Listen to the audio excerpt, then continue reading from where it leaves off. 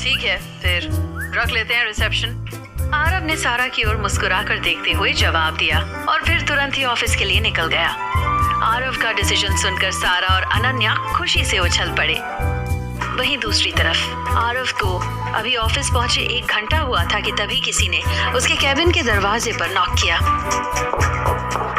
कम इन अवनी। आरव ने बिना उसकी तरफ देखे ही बोलना शुरू कर दिया। मीटिंग से पहले प्लीज मुझे 1 कप कॉफी बना के दे दो। आरव ने कॉफी मशीन की तरफ इशारा करते हुए कहा। आरव का सारा ध्यान फाइल देखने में लगा हुआ था कि तभी उसे किसी के धीरे से चिल्लाने की आवाज सुनाई दी। आरव ने नजरें उठाकर देखा तो सामने रागिनी खड़ी हुई थी। रागिनी को यहाँ देखते ही आरव के चेहरे का रंग उड़ गया। वो शॉक्ड होते हुए अपनी चेयर से उठा और रागिनी के करीब जाकर उसे घूरते हुए बोला, तुम यहाँ क्या कर रही हो?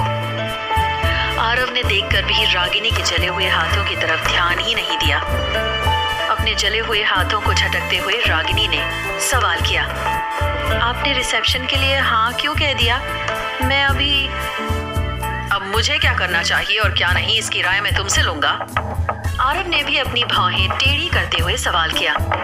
जी बिल्कुल नहीं, मैं अपनी हद जानती हूँ। मैं ये सब बस इसलिए कह रही थी क्योंकि मुझे नहीं लगता कि अभी मैं पार्टी में जाने के लिए रेडी हूँ और मैं नहीं चाहती कि मेरी वजह से हमारी इस कॉन्ट्रैक्ट मैरिज पर किसी को शक हो। रागिनी ने बेहद सीरियस लहजे में अपना जवाब दिया और फिर वहाँ से मुड़कर जाने लगी। रुको। आरव ने रागिनी को रुकने का इशारा किया और फिर तुरंत ही अपने टेबल पर रखे फोन को उठाकर कहा, फर्स्ट एड किट लेकर आओ। रागिनी की बातों ने आरव को सोच में डुबो दिया था। वो सही कह रही थी। थोड़ी देर सोचने के बाद वो वापस जाकर अपनी चेयर पर बैठ गया। अब तक अपनी फर्स्ट एड किट लेकर उसके कैबिन में आ चुकी थी और अब आरव के इशारे पर वो रागिनी के जले हुए हाथ में दवा लगाने लगी। इस दौरान बीच बीच में आरव की नजरें रागिनी के ऊपर जाकर टिक रही थी, लेकिन ना तो रागिनी ने उससे एक शब्द कहा और ना ही आरव ने। अवनी के दवा लगाते ही रागिनी वहां से बिना कुछ कहे चली गई। कुछ देर तक रागिनी की बातों के बारे में सोचने के बाद आरव ने खुद से कहा, रागिनी सही है, मुझे कुछ तो करना होगा। वहीं दूसरी तरफ विकी ने फोन पर थोड़े व्यंग्यात्मक लहजे में वसुंधरा से सवाल किया, क्या हुआ छोटी माँ, कुछ हुआ आपसे? अभी तक तो नहीं, लेकिन बहुत जल्द मैं उस लड़की का ऐसा हाल करूंगी कि ये खुद ही इस घर को छोड़कर चली जाएगी। वसुंधरा ने अपने दांत पीसते हुए कहा। ऐसा क्या करने वाली हैं आप? विकी ने थोड़ा कंफ्यूज होते हुए सवाल किया। तुम्हें भी पता चल जाएगा। धमाके की आवाज तुम्हारे कानों तक भी जरूर पहुंचेगी। वसुंधरा ने अजीब ढंग से मुस्कुराते हुए जवाब दिया।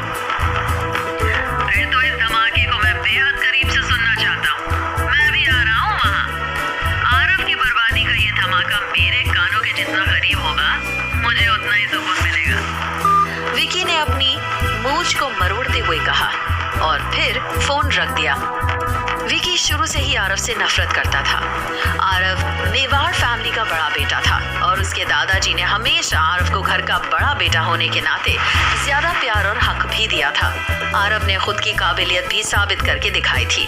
वहीं विकी का अब तक का पूरा जीवन सिर्फ अय्याशी में ही बीता था, जिस वजह से उसे अपने दादा और पिता से फटकार ही मिलती थी। विकी के आरव से नफरत करने के पीछे की एक वजह ये भी थी, अब वो किसी भी तरह से सबके सामने आरव को झूठा साबित करना चाहता था ताकि दादाजी का विश्वास आरव के ऊपर से खत्म हो जाए और वो अपनी गद्दी आरव को देने के बजाय उसे दे दे। वसुंधरा ने फोन रखा ही था कि तभी श्वेता अपने साथ एक डिजाइनर को लेकर मेवाड़ मैंशन पहुंची। कौन हो तुम? वसुंधरा ने श्वेता को देखते ही उससे सवाल किया।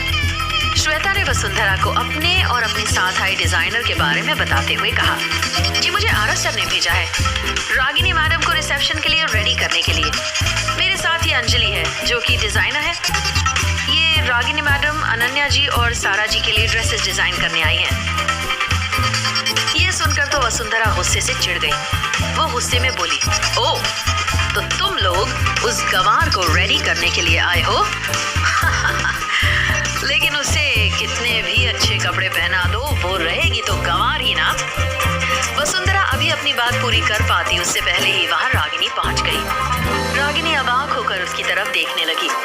उसे समझ में नहीं आ रहा था कि आखिर क्यों वसुंधरा उससे इतनी नफरत करती है। पहले भी उसने कई बार ऐसा महसूस किया था कि वसुंधरा उसे पसंद नहीं करती है। रागिनी से नजरें मिलने के बाद भी वसुंधरा पर मानो कोई फर्क ही नहीं पड़ा हो। वो रागिनी की ओर देखकर इस तरह से मुस्कुराने लगी कि मानो वो ये जताने की कोशिश कर रही थी कि उसने जो कुछ भी कहा है वो सब कुछ सही है और उसे अपने कहने का कोई अफसोस भी नहीं है। वसुंधरा की बातें सुनने के बाद श्वेता भी मंद मंद मुस्कुरा उठी, क्योंकि जब से आरव ने रेस्टोरेंट में सबके सामने उससे रागिनी से माफी मंगवाई थी, तब से ही उसने मन ही मन रागिनी से अपने इस अपमान का बदला लेने के लिए सोच लिया था। रागिनी बिना कुछ बोले चुपचाप ड्राइंग रूम में पड़े सोफे पर बैठ गई और फिर डिजाइनर ने उसे एक एक करके ड्रेस दिखाना शुरू कर दिया। तब तक वहां पर सारा और अनन्या भी पहुंच गईं। अरे वाह, आज तो भाभी के लिए ड्रेस मैं सिलेक्ट करूंगी, सारा ने खुशी से उछलते हुए कहा। तुम क्यों करोगी? भाभी को जो ड्रेस पहनना होगा वो खुद ही सिलेक्ट कर लेगी। तुम तो बस अपनी ड्रेस सिलेक्ट कर लो। वैसे भी तुम्हारी पसंद की ड्रेस इतनी कमाल की होती है कि उसे तुम्हारे अलावा और कोई पहन भी नहीं सकता। अनन्या ने सारा का मजाक बनाते हुए कहा और फिर सब जोर से हंस पड़े। मेरी पसंद इतनी बुरी भी तो नहीं है। अरे बुरी नहीं है, बल्कि इतनी अच्छी है कि कोई और उसे पहन ही नहीं सकता। भाभी, सारा मासूम सा चेहरा बनाते हुए रागिनी की ओर देखने लगी। कोई बात नहीं, आज तुम मेरे लिए जो ड्रेस पसंद कर दोगी मैं वही पहनूंगी। रागिनी ने बड़े प्यार से सारा के गाल पर अपना हाथ फेरते हुए कहा। जी वो वॉशरूम किस साइड है? थोड़ी देर बाद श्वेता ने अनन्या की ओर देखते हुए सवाल किया। वो उस साइड में, जस्ट भाभी के रूम के बगल में। अनन्या के बोलने से पहले ही सारा ने श्वेता को इशारे से वॉशरूम का रास्ता दिखाते हुए कहा। श्वेता वहां से उठकर जाने लगी। उसके दिमाग में कुछ अलग ही प्लान चल रहा था। सबकी नजरों से बचती हुई श्वेता वॉशरूम के बहाने रागिनी के कमरे में घुस गई। वहां पहुंचते ही वो फटाफट रागिनी का सूटकेस ढूंढने लगी। जैसे ही उसके हाथ रागिनी का सूटकेस लगा, वो तुरंत ही उसे खोलकर उसमें कुछ ढूंढने लगी। यहाँ क्या कर रही हो तुम? अचानक से श्वेता के कानों में आवाज पड़ी तो वो घबरा कर अपनी जगह पर खड़ी हो गई। नीचे जमीन पर रागिनी का सूटकेस बिखरा पड़ा हुआ था। श्वेता के माथे पर पसीना आना शुरू हो गया था और वसुंधरा उसे ऊपर से लेकर नीचे तक बेहद अजीब सी नजरों से घूरने लगी। क्या चुरा रही हो तुम? वसुंधरा ने फिर से श्वेता से सवाल किया। इस बार उसके लफ्ज और सख्त हो चुके थे। जल्दी बताओ, वरना मैं पूरे घर वालों को बुला दूंगी और फिर यहाँ पुलिस भी आएगी। वसुंधरा की धमकी सुनकर श्वेता डर के मारे थर थर कांपने लगी। आखिर श्वेता रागिनी के सामान में क्या ढूंढना चाहती थी? क्या सच में उसका इरादा चोरी करने का था या इसके पीछे छुपा हुआ था कोई और राज? क्या वसुंधरा श्वेता से सच्चाई उगलवा पाएगी?